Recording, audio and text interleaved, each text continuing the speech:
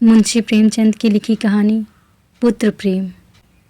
बाबू चैतन्य दास ने अर्थशास्त्र खूब पढ़ा था और केवल पढ़ा ही नहीं था, उसका यथा योग्य व्यवहार भी करते थे। वे वकील थे, 2-3 गांवों में उनकी जमींदारी भी थी, बैंक में भी कुछ रुपए थे। यह सब उसी अर्थशास्त्र के ज्ञान का फल था।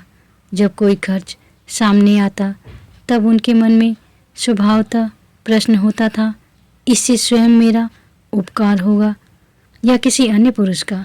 यदि दो में से किसी का कुछ भी उपकार न होता तो वे बड़ी निर्दयता से उस खर्च का गला दबा देते थे। व्यर्थ को वे विष के समान समझते थे। अर्थशास्त्र के सिद्धांत उनके जीवन स्तंभ हो गए थे। बाबू साहब के 2 पुत्र थे। बड़ी का नाम प्रभुदास था, छोटे का शिवदास। दोनों कॉलेज में पढ़ते थे। उनमें केवल 1 श्रेणी का अंतर था।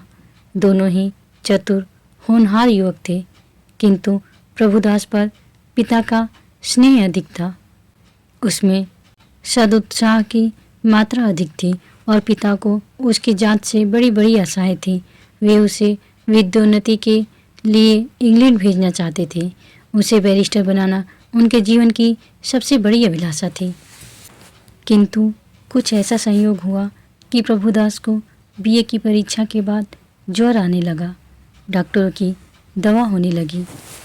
1 मास तक नित्य डॉक्टर साहब आते रहे, पर ज्वर में कमी न हुई।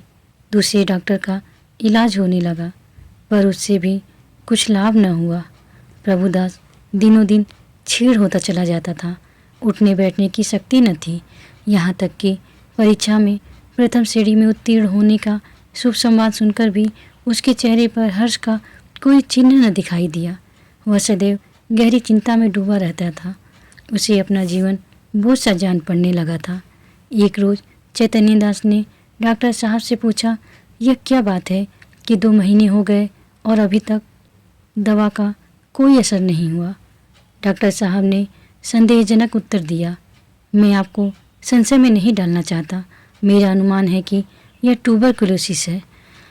चैतन्य दास ने व्यग्र होकर कहा, तपेदिक? डॉक्टर, जी हाँ, उसके सभी लक्षण दिखाई देते हैं। चैतन्य दास ने अविश्वास के भाव से कहा, मानो उसे विस्मयकारी बात सुन पड़ी हो। तपेदिक हो गया?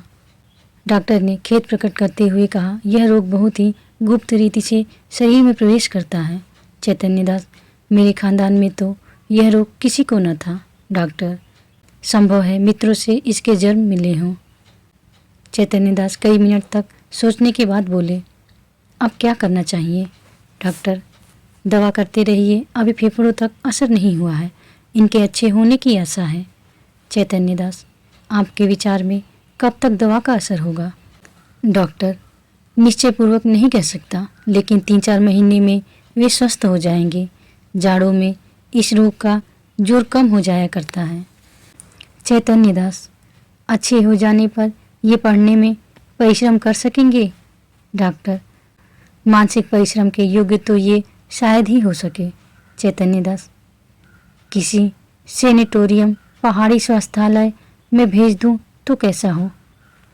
डॉक्टर, बहुत ही उत्तम। चैतन्य दास, तब ये पूर्ण रीति से स्वस्थ हो जाएंगे? डॉक्टर, हो सकते हैं, लेकिन इस रोग को दबा रखने के लिए इनका मानसिक परिश्रम से बचना ही अच्छा है।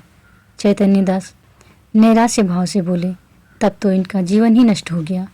गर्मी बीत गई, बरसात के दिन आए। प्रभुदास की दशा दिनों दिन बिगड़ती गई। वह पड़े पड़े बहुधा इस रोग पर की गई बड़े बड़े डॉक्टरों की व्याख्याएं पढ़ा करता था। उनके अनुभव से अपनी अवस्था की तुलना किया करता था। पहले कुछ दिनों तक तो वह अस्थिर चित्त सा हो गया था। 2-4 दिन भी दशा संभली रहती तो पुस्तकें देखने लगता और विलायत यात्रा की चर्चा करता। 2-4 दिन भी ज्वर का प्रकोप बढ़ जाता तो जीवन से निराश हो जाता। किंतु कई मास के पश्चात जब उसे विश्वास हो गया कि इस रोग से मुक्त होना कठिन है, तब उसने जीवन की भी चिंता छोड़ दी। प्रत्यापत्ति का विचार न करता, घर वालों की निगाह बचाकर औषधियाँ जमीन पर गिरा देता, मित्रों के साथ बैठकर जी बहलाता। यदि कोई उससे स्वास्थ्य के विषय में कुछ पूछता तो चिढ़कर मुंह मोड़ लेता। उसके भावों में एक शांतिमय उदासीनता आ गई थी और बातों में एक दार्शनिक मर्मज्ञता पाई जाती थी। वह लोक रीति और सामाजिक प्रथाओं पर बड़ी निर्भीकता से आलोचनाएं किया करता। यद्यपि बाबू चैतन्य दास के मन में रह रहकर शंका उठा करती थी कि जब परिणाम विदित ही है तब इस प्रकार धन का अपव्यय करने से क्या लाभ। तथापि वे कुछ तो पुत्र प्रेम और कुछ लोकमत के भय से धैर्य के साथ दवा दर्पण करते जाते थे। जाड़े का मौसम था। चैतन्य दास पुत्र के सिरहाने बैठे हुए डॉक्टर साहब की ओर प्रश्नात्मक दृष्टि से देख रहे थे।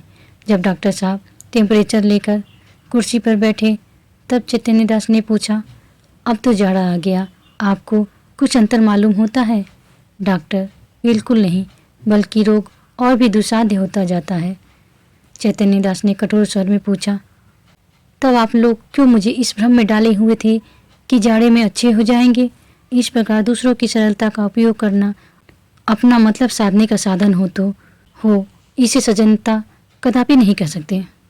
डॉक्टर ने नम्रता से कहा, ऐसी दशाओं में हम केवल अनुमान कर सकते हैं और अनुमान सदैव सत्य नहीं होते। आपको जेरबारी अवश्य हुई, पर मैं आपको विश्वास दिलाता हूँ कि मेरी इच्छा आपको भ्रम में डालने की नहीं थी।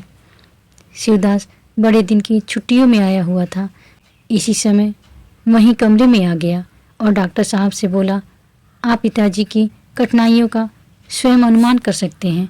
अगर उनकी बात नागवार लगी हो तो उन्हें क्षमा कीजिएगा। चैतन्य दास ने छोटे पुत्र की ओर वात्सल्य की दृष्टि से देखकर कहा, तुम्हें यहाँ आने की ज़रूरत थी?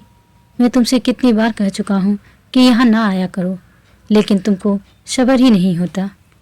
शिवदास ने लज्जित होकर कहा, मैं अभी चला जाता हूँ, आप नाराज न हो। मैं केवल डॉक्टर साहब से यह पूछना चाहता था कि भाई साहब के लिए अब क्या करना चाहिए।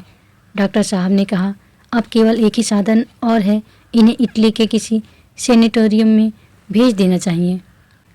चैतन्य दास ने सजग होकर पूछा, कितना खर्च होगा? ज़्यादा से ज़्यादा 3000, साल भर रहना होगा। निश्चय है कि वहाँ से अच्छे होकर आवेंगे। जी नहीं, यहाँ तो यह भयंकर रोग है, साधारण बीमारियों में भी कोई बात निश्चय रूप से नहीं कही जा सकती।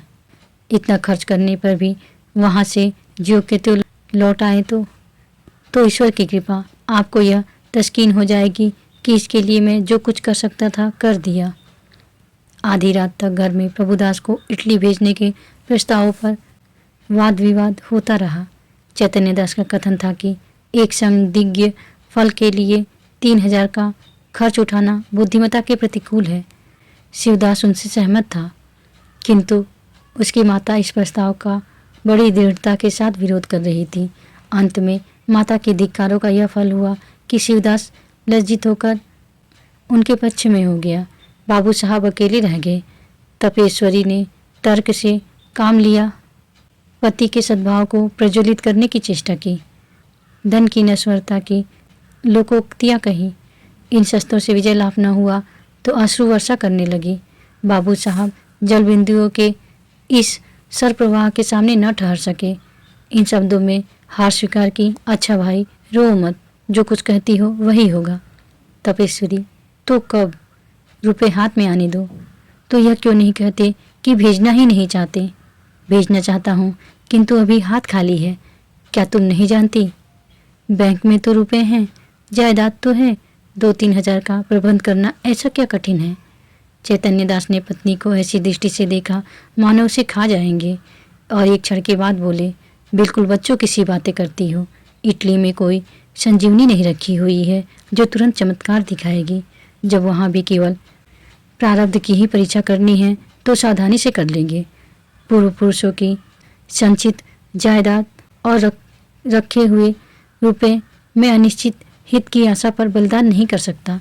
तपेश्वरी ने डरते डरते कहा, आखिर आधा हिस्सा तो प्रभुदास का भी है। बाबू साहब तिरस्कार करते हुए बोले, आधा नहीं, उसमें मैं अपना सर्वस्व दे देता। जब उससे कुछ आशा होती, वह खानदान की मर्यादा में और ऐश्वर्य बढ़ाता। और इस लगाए हुए धन के फलस्वरूप कुछ कर दिखाता। मैं केवल भावुकता के फेर में पड़कर धन का हास नहीं कर सकता। तपेश्वरी अवाक रह गई। जीत कर भी उसकी हार हुई। इस प्रस्ताव के 6 महीने बाद शिवदास बीए पास हो गया। बाबू चैतन्य दास ने अपनी जमींदारी के 2 आने बंधक रखकर कानून पढ़ने के निमित्त उसे इंग्लैंड भेजा। उसे बम्बई तक खुद पहुंचाने गए। वहां से लौटे तो उनके अंतःकरण में सदिच्छाओं से परिमित लाभ होने की आशा थी। उनके लौटने के 1 सप्ताह पीछे अभागा प्रभुदास अपनी उच्च अभिलाषाओं को लिए हुए परलोक सिधारा। चैतन्य दास मणिकर्णिका घाट पर अपने संबंधियों के साथ बैठे चिताज्वाला की ओर देख रहे थे। उनके नेत्रों से अश्रुधारा प्रवाहित हो रही थी। पुत्र प्रेम एक क्षण के लिए अर्थ सिद्धांत पर गालिब हो गया था। उस विरक्तावस्था में उनके मन में यह कल्पना उठ रही थी, संभव है इटली जाकर प्रभुदास स्वस्थ हो जाता। हाय, मैंने 3000 का मुंह देखा और पुत्र रत्न को हाथ से खो दिया। यह कल्पना प्रतिक्षण सजग होती थी और उनको ग्लानि, शोक और पश्चाताप के बाड़ों से वेध रही थी। रह रहकर उनके हृदय में वेदना की शूल सी उठती थी। उनके अंतर की ज्वाला उस चिता ज्वाला से कम दग्धकारिणी न थी। अकस्मात उनके कानों में शहनाइयों की आवाज़ आई। उन्होंने आंख ऊपर उठाई तो मनुष्यों का एक समूह एक अर्थी के साथ आता हुआ दिखाई दिया। वे सब के सब ढोल बजाते गाते पुष्प आदि की वर्षा करते चले आते थे। घाट पर पहुंचकर उन्होंने अर्थी उतारी और चिता बनाने लगे। उनमें से एक युवक आकर चैतन्य दास के पास खड़ा हो गया। बाबू साहब ने पूछा, किस मोहल्ले में रहते हो? युवक ने जवाब दिया, हमारा घर देहात में है, कल शाम को चले थे। ये हमारे बाप थे। हम लोग यहाँ कम आते हैं, पर दादा की अंतिम इच्छा थी कि हमें मणिकर्णिका घाट पर ले जाना। चैतन्य दास, ये सब आदमी तुम्हारे साथ हैं? युवक, हाँ, और लोग पीछे आते हैं। कई सौ आदमी साथ आए हैं। यहाँ तक आने में सैकड़ों उठ गए। पर सोचता हूँ कि बूढ़े पिता की मुक्ति तो बन गई, धन और है ही किस लिए? चैतन्य दास, उन्हें क्या बीमारी थी? युवक ने बड़ी सरलता से कहा, मानो वह अपने किसी निजी संबंधी से बात कर रहा हो। बीमारी का किसी को कुछ पता नहीं चला। हरदम ज्वर चढ़ा रहता था। सूख कर कांटा हो गए थे। चित्रकूट, हरिद्वार, प्रयाग सभी स्थानों में ले लेकर घूमे। वैद्यों ने जो कुछ कहा उसमें कोई कसर नहीं की। इतने में युवक का एक और साथी आ गया और बोला, साहब, मुंह देखा बात नहीं। नारायण लड़का दे तो ऐसा दे। इसने रुपयों को ठीकरे समझा। घर की सारी पूंजी पिता की दवा दारू में सुहा कर दी। थोड़ी सी जमीन तक बेच दी, पर कालबली के सामने आदमी का क्या बस है? युवक ने गदगद स्वर से कहा, भैया, रुपया पैसा हाथ का मेल है। कहाँ आता है कहाँ जाता है मनुष्य नहीं मिलता। जिंदगानी है तो कमा खाऊंगा, पर मन में यह लालसा तो नहीं रह गई कि हाय, यह नहीं किया, उस वैद्य के पास नहीं गया, नहीं तो शायद बच जाते। हम तो कहते हैं कि कोई हमारा सारा घर द्वार लिखा ले, केवल दादा को एक बोल बुला दे। इसी माया मोह का नाम जिंदगानी है, नहीं तो इसमें क्या रखा है? धन से प्यारी जान, जान से प्यारा ईमान। बाबू साहब, आपसे सच कहता हूँ, अगर दादा के लिए अपने बस की कोई बात उठा रखता तो आज रोते न बनता। अपना ही चित्त अपने को धिक्कारता। नहीं तो मुझे इस घड़ी ऐसा जान पड़ता कि मेरा उद्धार एक भारी ऋण से हो गया। उनकी आत्मा सुख और शांति से रहेगी तो मेरा सब तरह कल्याण ही होगा। बाबू चैतन्य दास सिर झुकाए ये बातें सुन रहे थे। एक एक शब्द उनके हृदय में सर के समान चुभता था। इस उदारता के प्रकाश में उन्हें अपनी हृदयहीनता, अपनी आत्मशून्यता, अपनी भौतिकता अत्यंत भयंकर दिखाई देती थी। उनके चित्त पर इस घटना का कितना प्रभाव पड़ा, यह इसी से अनुमान किया जा सकता है कि प्रभुदास के अंत्येष्टि संस्कार में उन्होंने हजारों रुपए खर्च कर डाले। उनके संतप्त हृदय की शांति के लिए अब एकमात्र यही उपाय रह गया था। आप सुन रहे थे मुंशी प्रेमचंद की लिखी कहानी पुत्र प्रेम। धन्यवाद।